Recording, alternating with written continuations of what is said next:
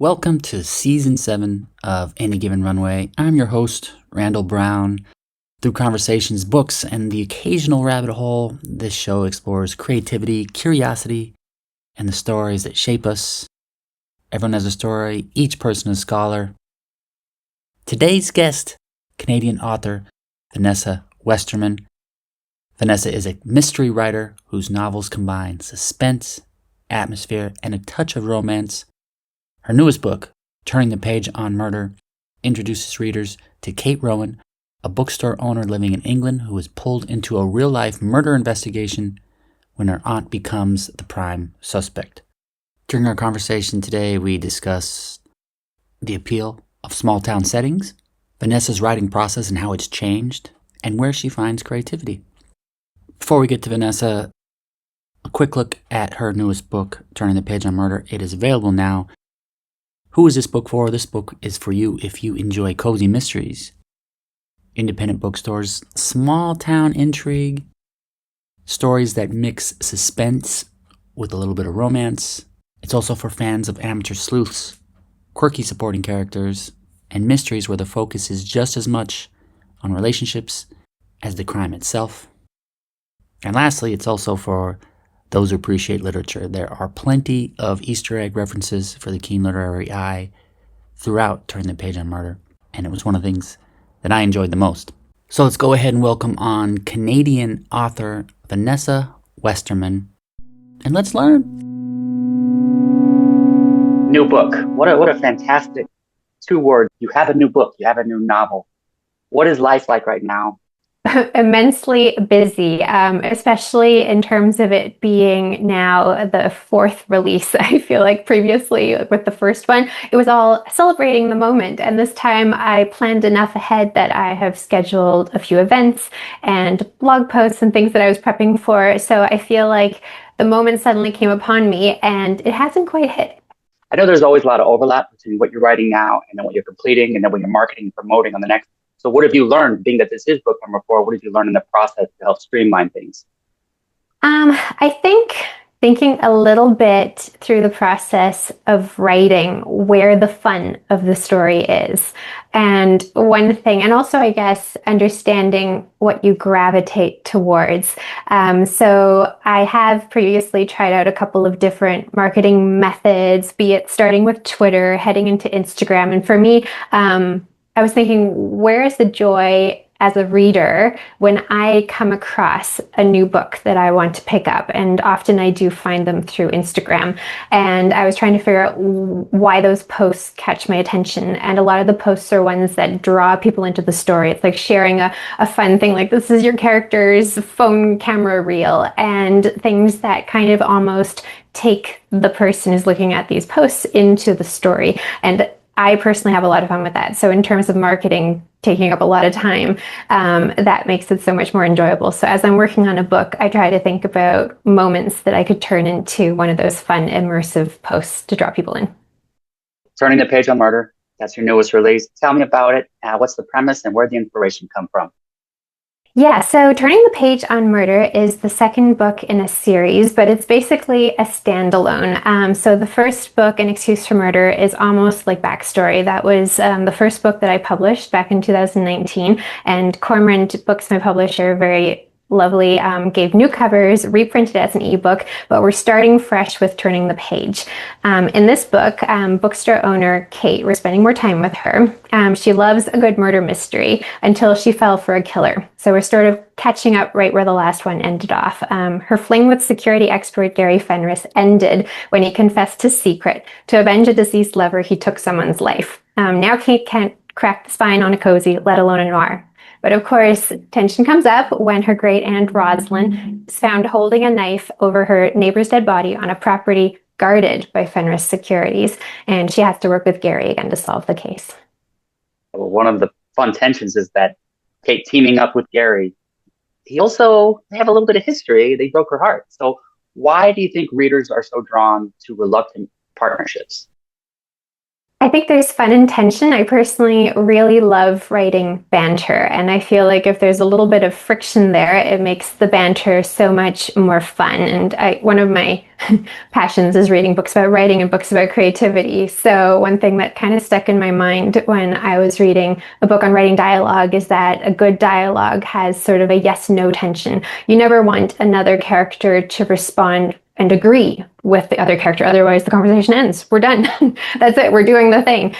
So to have two characters who have some kind of tension, maybe a history of heartache or some kind of pain in the past, they're automatically going to be sort of opposing forces. And I feel like that adds that little extra conflict that's really fun to write. I agree. Disagreement, way more fun, way more interesting. So part of the setting is a bookstore. And as I was reading it, I felt this was an homage to all things literature. So that was how I felt. Was that the intent? 100% yes. When I first got into writing the story, it was a while ago. It was back in, I think, 2009 or so. I was studying a master's in English literature. So I was very much immersed in an environment where people are so passionate about stories. And I've gone away from this, but originally, and I think a lot of writers do this, set myself sort of a creative challenge. I liked reading cozy mysteries with some kind of sleuth, an amateur sleuth who has a specific profession, a bookstore owner. But I also really liked thrillers and people who are security experts, and there's violence. So I tried to think about how I could sort of merge the two into one mystery, which is how we have the dual storyline of Kate, the bookstore owner who finds a body, and the security expert Gary, who tends to be hypervigilant and protective and leans into that, and then have that shown through both of their point of view.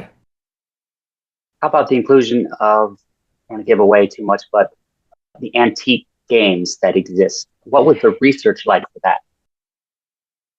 I am trying to remember how I first came across the Monopoly Prisoner of War Spy Escape Kits because I thought that was absolutely fascinating. So the whole idea of adding in like vintage board games and some kind of spy memorabilia was a bit triggered when I was moving. I came across a Scholastic Book Fair purchase about 1996 that was Spying for Beginners.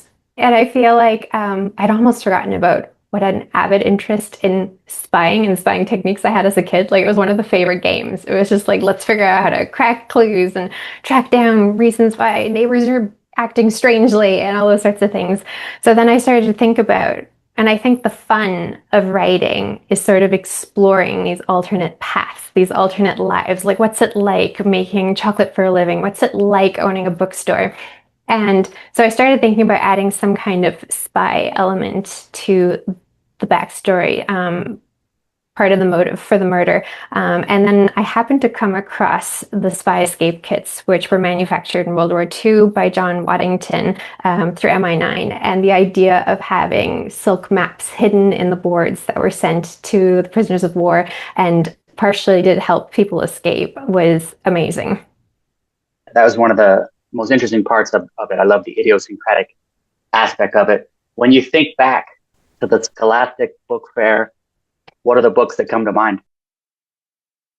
Oh, I think it's partially the fun of having access as a kid to choosing anything you wanted. Like I feel like escaping the classroom at lunch and feeling very much like a grown-up, like we could go there in theory. I mean, the teacher was with us, but it's not like your parent was taking you to a bookstore. So I felt like that added in an element of choice, like no one else is influencing what you pick up. I'm not sure how keen my family would have been with me purchasing Spying for Beginners. So I feel like that was a little bit the added fun. And I do think that there is a lot of fun and discovery involved in going to an actual bookstore, which is partially why the setting is a bookstore. Often I've found when I shop online for books, there are recommendations that are based on your algorithm, and you end up sort of getting trapped in a loop of purchasing the same authors, the same kind of books. But I've had so many times recently where I've gone to an independent bookstore or a library and picked up something I might never have found online. And I feel like there's still a little bit of that joy of discovery. In your London research, were you able to get to any of the independent stores there? I did. I got to go on a trip to London. It was a while ago, but I feel like research always lingers. And I did go to Charing Cross and I went to a couple of bookstores, but I do have to admit some of the bookstores were a little bit intimidating because a lot of them are about antiques and have a lot of books hidden behind glass cases, which is beautiful, but also makes you feel like you can't entirely touch them. Small towns, close-knit communities, very important in your books. So what it is about those settings that you like to explore? Are there certain advantages that maybe big city fillers don't? Yeah, so as a reader, I gravitate towards small town settings. I think originally I started off with Agatha Christie, and I really love Louise Penny's mysteries, the idea of the village mystery. And I feel like there is a difference when you have a thriller in a big city, there's an anonymity and also a certain rush, a sense of speed, like you're moving quickly from place to place. I feel like cities have that anyway. And with a small town, there's that element of perception, having lived in a place for a long time and suddenly someone seeing someone differently and having that twist sort of happen as you go through the story. I really like that aspect of revealing something.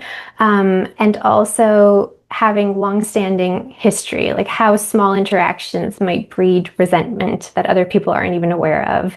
And there's a little bit too with a small town community, there's no escape. So if you do discover something about someone, there's lingering after effects afterwards. And I feel like it's a little bit of a challenge as well when you're writing a series of books that are set in a small town of how do you deal with an after effect if a character is arrested. And I feel like Louise Penny is an author, a Canadian author who does that pretty successfully. 4 books in, how has your writing process changed, particularly when it comes to outlining and maybe the twists that happen? You plan them out, you say this is definitely the twist, and you shape it around that, or you let it happen and kind of mysteriously comes out of nowhere.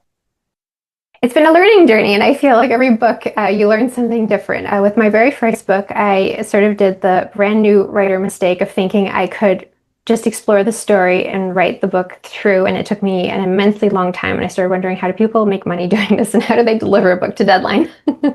And seeing as I didn't study creative writing, I had to learn the process. So I got into reading a lot of creative writing books, and one of my very favorite books on a plotting technique is by a creative writing instructor called James N. Fry. And he wrote a book called How to Write a Damn Good Mystery. And his plotting strategy is that you create sort of character biographies and a step sheet. So you plan sort of going through naturally based on the characters' personalities and seeking conflict through interactions, and you sort of plot all the way through. So you have a basis to follow based on a 5-act plot structure. Sounds a little formulaic, but from the prompts that he gives for creating your characters and creating setting, it actually becomes pretty organic. The only mistake that I made was that I followed this. I got very excited about this. Oh, this worked wonderfully. This is so great. I managed to do my book cover art and it was beautiful. So for Shutterbolt, I really leaned into this and I got my proposal confirmed by the publisher. It was great.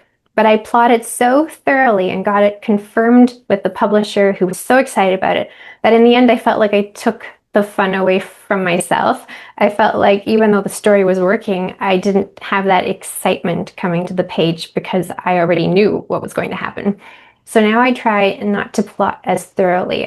As a mystery writer, you always have to know the end before you go in, but I leave enough room, like with the showdown, how has it evolved through getting to know the characters in the story? So I try to leave that so that I feel like I'm discovering the story the way a reader might.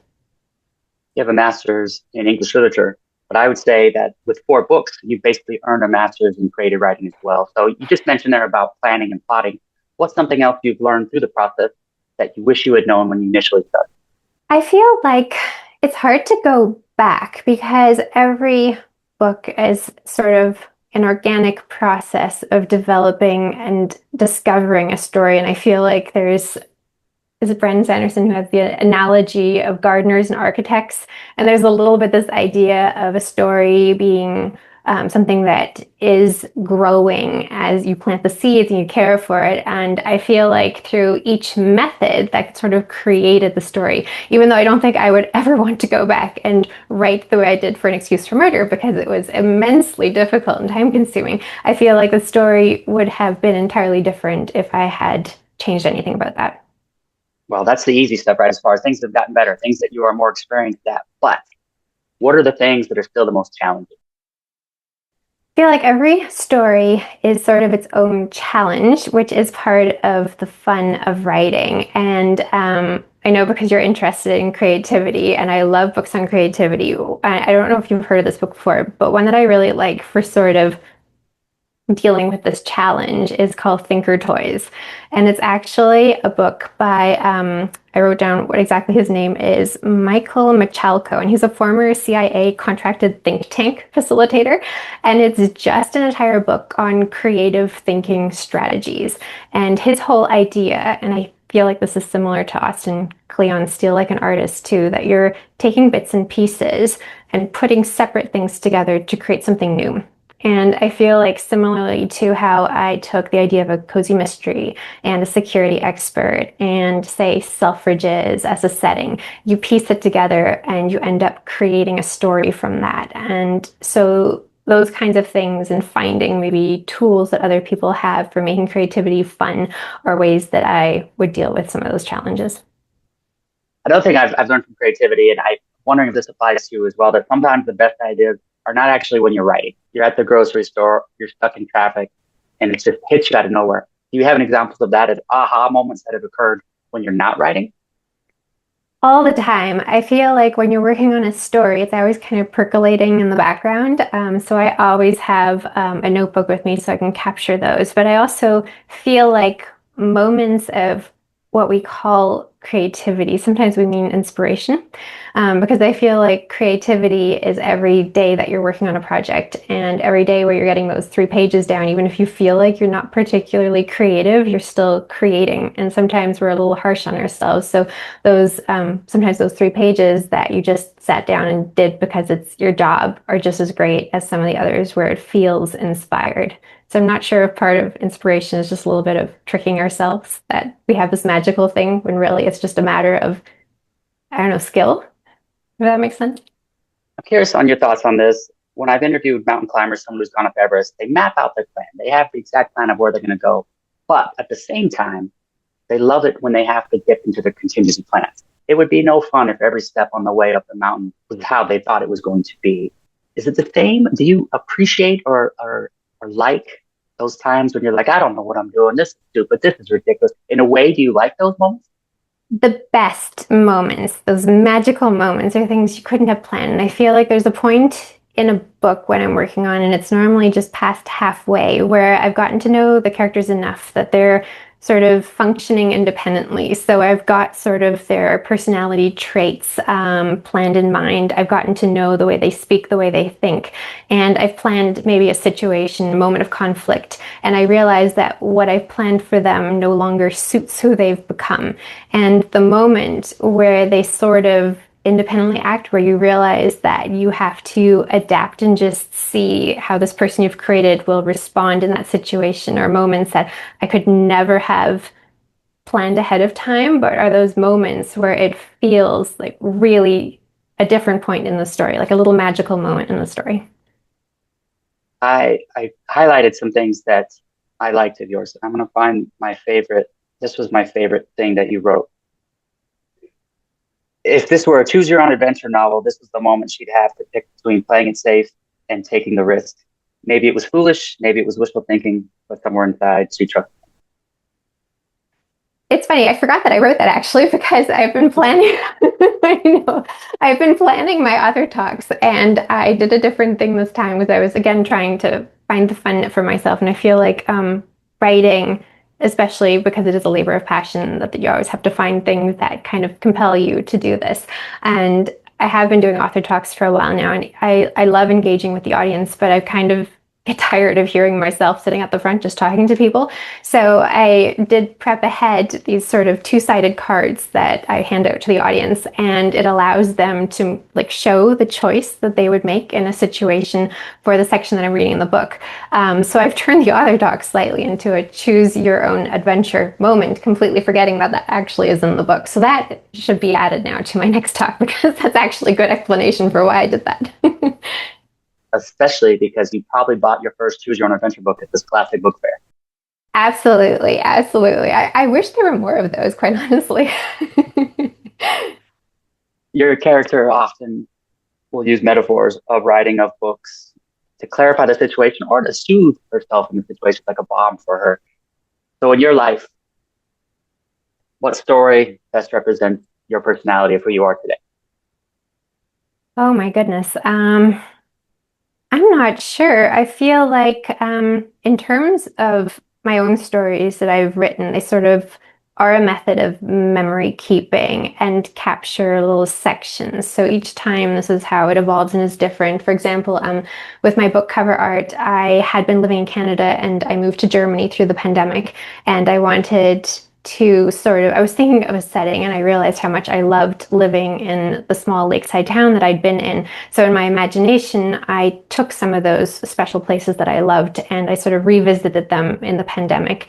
And for example, the car that she has in cover art was the broken down Jeep that I drove at one point. So I feel like every moment sort of captures this, and stories for me are sort of a way of honoring maybe other people's moments. So Charlie in that series is named after my grandfather who found the lake. And in Shutter Pulp, there's a small note, like a minor detail on a garage door where it's called Papa's Oasis. And a very dear friend of the family who lived next door to us had that note on his garage and he passed away. So I took that moment and sort of captured it. So even though this is completely fiction and no one would make a connection, I know for myself, they sort of hold on to moments of my own life in some way. What do you miss most about Germany? I would say walking with a purpose. I love the idea of being able to walk somewhere and have sort of an end in mind. I'm walking for 15 minutes and I'm going to go get a coffee. I'm going to walk 15 minutes and get my groceries. And I feel like in Canada, there is such a great distance between places that sometimes that's not as easy to do. And I am someone, because I love sort of discovering places and watching other people, that I feel like when you're walking as opposed to being in the car, there's a lot more opportunity for that. What is next for you? Are you working on any new projects? Yeah, I'm working on the third Charlie Scott mystery right now, which is why she's a little bit on my mind. It will be in the winter time. So I feel like diving deep into Canadian winter wilderness. And there I will be working on a third one of Kate and Gary as well. Best of luck. Enjoy the new publication time. I know it's a very Thank stressful time, but enjoy every moment of it. you. And Thank you so much. It was nice chatting. Bye. cheers. Thank you for listening. Much appreciation to Vanessa. Scoop up her new book, Turning the Page on Murder. Everyone has a story, each person a scholar. Thank you for listening. Fill up that passport. I'll see you on the road. Aviento.